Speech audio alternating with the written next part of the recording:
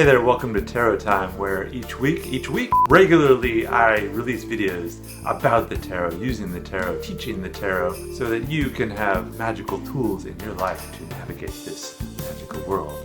So be sure and smash that subscribe button if you haven't already done so, and join me for future tarot adventures. What are you waiting for? My last few readings I've looked at the economy, the coronavirus, imminent threats perhaps, but now I'm looking at another threat.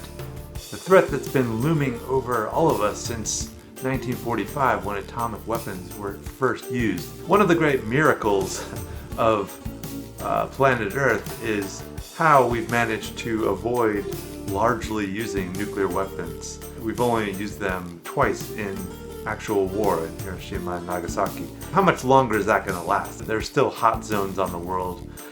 North Korea, Israel and Iran, Pakistan and India.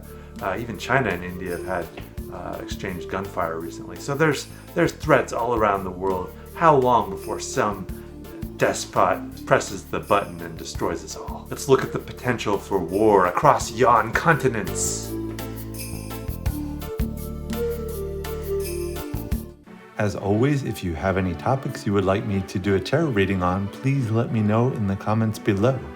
As with my previous reading on the world economy for 2021, I looked at the potential for war in general groupings of the 6 inhabited continents, and I include Middle East with Africa in that reading.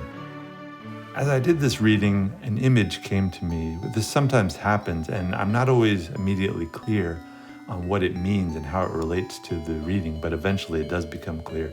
I'll let you think about it.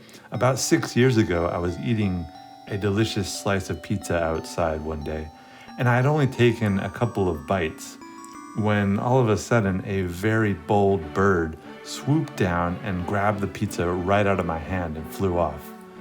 So I'll take this as a metaphor for the state of world wars in 2021. All right, let's take a look at what these cards signify. So overall, this reading I think is pretty good, actually. A lot of this I think comes down to coronavirus, how much it has locked up the world, locked up people, and made things more, we've gone into this more internal realm of suddenly so many people are interacting virtually online. That has become the status for a lot of people, so that the idea of physical war is still just very alien to, or even more alien than it already was. Since the amount of conflict, global conflict, has been going down, actually, despite what you see in the news. You can see books like Better Angels of Our Nature. Is that the title? Here it is. But there's still these, hot spots, and there's still, if there is a big war, it doesn't take much for, that's the horrible part about it, is that just one or two bad players can mess it up for everybody. You wonder why these guys are so urgent to get off planet Earth and into outer space. It's because, we're like neck and neck between getting off the planet and destroying ourselves and not getting anywhere. So will we get off the planet? Will we not destroy ourselves? Let's see. Interesting pattern once again, in the East with Asia and Australia having these swords, and in the West with North America and South America having wands. While in the middle we have the Moon, the Ace of Cups, a much more emotional side of things. So let's take a look first at Australia. This is, I think the situation, Australia, I don't foresee having any major wars. This image of the Eight of Swords is such a remote, it's not a very exciting or happy condition, but it's safe. It's just very muted, and there's little possibility of war from that. Slightly similar with Asia, we have a Four of Swords, which is usually a period in which rest and recovery is taking place and some kind of return to normalcy. Again, I think this has to do with, life kind of restarting after coronavirus. With Africa, we have the Moon. I think of this as the borderland between, I don't want to say sleep and waking, but that dreamy realm of, dream life. And we're going to see that with the world too, the card that came up with that. But for Africa in the economy section, I saw some, if you want to look at that reading, but I saw some, that was the area for concern. And I think that may be coming down to, again, like the effects of coronavirus, like rich countries getting access to vaccines and so on first, and Africa suffering economically. And usually in the past, and actually in the present too, whenever there are economic difficulties, that very often that leads to abuse of power. So in Africa, that would not surprise me at all if that is what is taking place. But the moon is also a sign of hope too, and I see kind of people breaking out of the past effects of war and the past experiences of war to see something a little brighter. So I think there is some signs of hope here. Europe, Ace of Cups, I think this is overall very good. I think this is, again, just more travel and more opening up as borders and lockdowns relax sometime throughout 2021. South America, Two of Wands. This, I think, is not a war stance at all. This is a much more planning and action. Planning for action.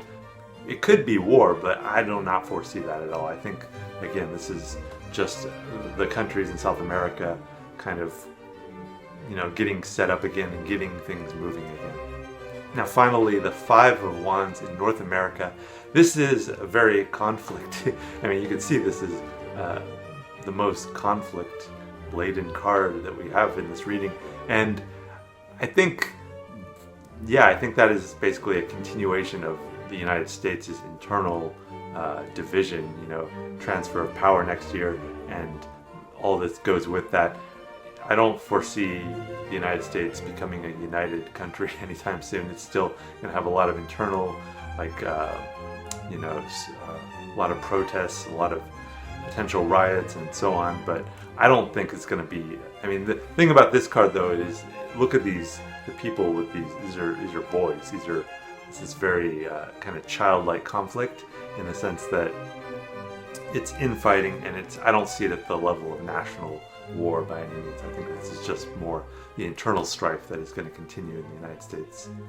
Finally, the Star, and my overall take on this is that next year is going to be a very interesting year.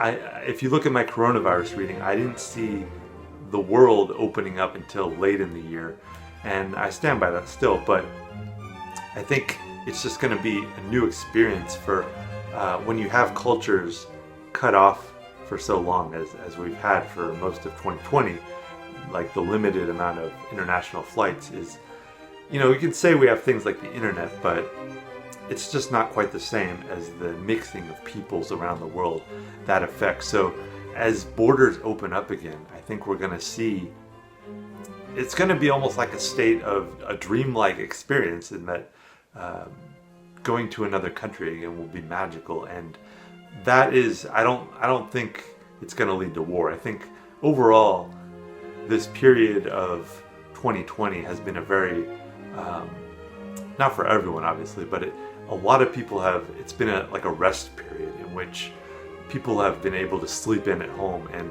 believe it or not, that sleep debt is it's quite a big deal. Like, not taking care of your getting enough sleep is a huge issue in the world. And by allowing people to work, or forcing them, whatever the case may be, to work from home in a lot of cases, that has allowed a lot of people to erase their sleep debt and use the time that they would be using commuting to sleep a little more. And I think that does help the overall health of the planet. However, there's also the issue of not having regular contact with large groups of people and so on. That also has an effect on our energies and how we think and so on. So there's pros and cons, but I think overall we're going to be like kind of leaving this sleep period, and it's going to be very dreamlike as we interact with more and more people again. And I think overall it's going to be positive. It's like dreams. Like, how often do you have nightmares? Some people have nightmares all the time. I think for the most part, though, most of our dreams are pretty banal and just or odd and interesting, but not negative. And I think that's kind of going to be the experience of the world waking up again. So I don't foresee a lot of conflict. Overall, I think we're going to be in a state of being dazed to be allowed to do these things again, to interact with large groups again.